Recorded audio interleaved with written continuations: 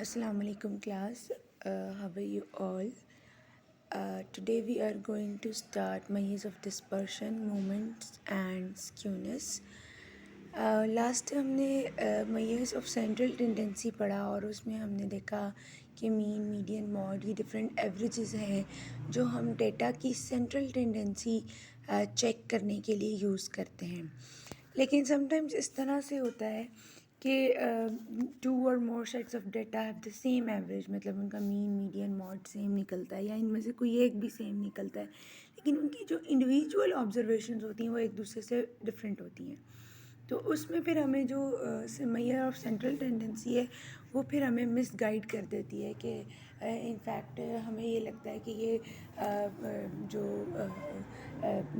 Data है ये same है, लेकिन एक्चुअली में डेटा जो है वो डिफ़र कर रहा होता है, उनकी इंडिविजुअल वैल्यूज़ एक दूसरे से चेंज होती हैं।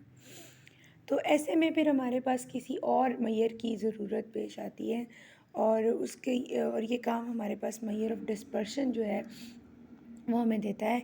अब मेजर ऑफ डिस्पर्शन क्या होता है? बेसिकली मेजर ऑफ डिस्पर्शन ये आपको बताता है कि आपका डेटा जो है वो कितना का डिस्पर्स है, उसमें कितनी डाइवर्जन पाई जाती है, उसमें कितनी वेरिएशन पाई जाती है। फिर इस तरह के मेजर को मेजर ऑफ डिस्पर्शन कहते हैं, जो आपको ये बताता है कि कोई वैल्यू अपने सेंट्रल टेंडेंसी से कितना हट रही है, ये आपको मेजर ऑफ डिस्पर्शन बताएगा। हमारे पास इसको मेजर ऑफ स्कैटर भी कहते हैं, मेजर ऑफ वेरिएबिलिटी भी कहते हैं।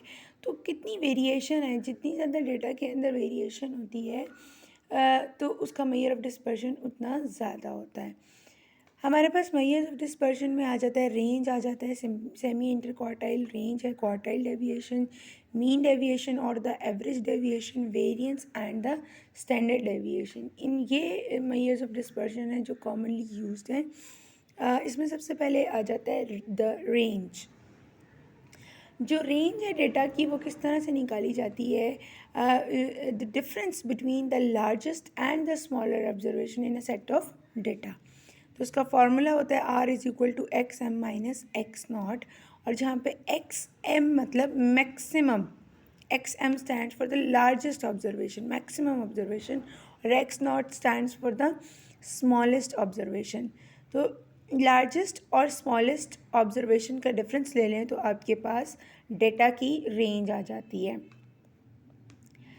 और ग्रुप डेटा में अगर ये बात करें तो रेंज किस तरह से निकाली जाती है? By finding the difference between the upper boundary of the highest class and the lower boundary of the lowest class.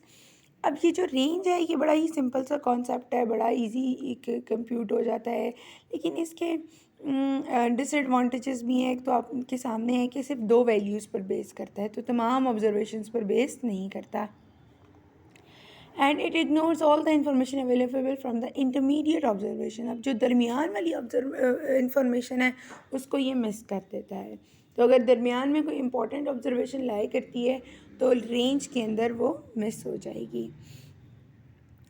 अब ये एक एब्सोल्यूट मेजर है। अक्सर हम जो इकोनॉमिक्स में हम अक्सर जो मेजर निकालते हैं वो हम रिलेटिव बेसिस पर, हमारा अक्सर जो हमारी इंटेंशन होती है, हमारा पर्पस होता है वो ये होता है कि हम कंपैरिजन कर सकें, हम देख सकें कि आज हम यहाँ खड़े हैं तो कल हम कहाँ थे और कितना हमने प्रोग्रेस किया, या उसके फ्यूचर में हम कहाँ होंगे।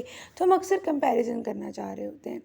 तो ये जो रेंज है ये एक एब्सोल्यूट मेजर है जो सिर्फ आपको मतलब एब्सोल्यूट वैल्यू बताता है और रिलेटिव वैल्यू नहीं बताता। इसका जो रिलेटिव मेजर है वो कोफिशिएंट ऑफ डिस्पर्शन है, और वो किस तरह से निकलता है ये देखिए। उसका फार्मूला है x m minus x naught over x m plus x naught. तो this is a pure number and is use for the purposes of comparison. आगे 4.1 है, बुक में आपकी एग्जांपल दी हुई है। कोफिशिएंट ऑफ डिस्पर्जन निकालना है आपने और रेंज निकालनी है। आप एग्जांपल देखिएगा तो उसमें आपको वैल्यूज़ दी हुई हैं, 9 स्टूडेंट्स की वैल्यूज़ दी हुई हैं। 4.1 एग्जांपल है और उसमें आपने हाईएस्ट वैल्यू निकाली और फिर लोवेस्ट वैल्यू निकाली और दोनों का आपने डिफरेंस ले लिया और कोफिशिएंट ऑफ डिस्पर्शन में आपने एक दफ़ा उन्हीं दो वैल्यूज़ को माइनस किया divided by the sum of the two values और आपके पास कोफिशिएंट ऑफ डिस्पर्शन आ गया। इसमें नेक्स्ट हमारे पास सेमी इंटर क्वार्टाइल रेंज या क्वार्टाइल डेविएशन जिसको कहते हैं वो आ जाती है। तो वो है Q3 माइनस Q1/2। ये थर्ड और फर्स्ट क्वार्टाइल के डिफरेंस को कहते हैं और इसका हम एवरेज ले लें तो ये हमारे पास बन जाती है सेमी इंटर क्वार्टाइल रेंज या क्वार्टाइल डेविएशन। इसको फिर हम नेक्स्ट लेक्चर में इंशाल्लाह कंटिन्यू करें।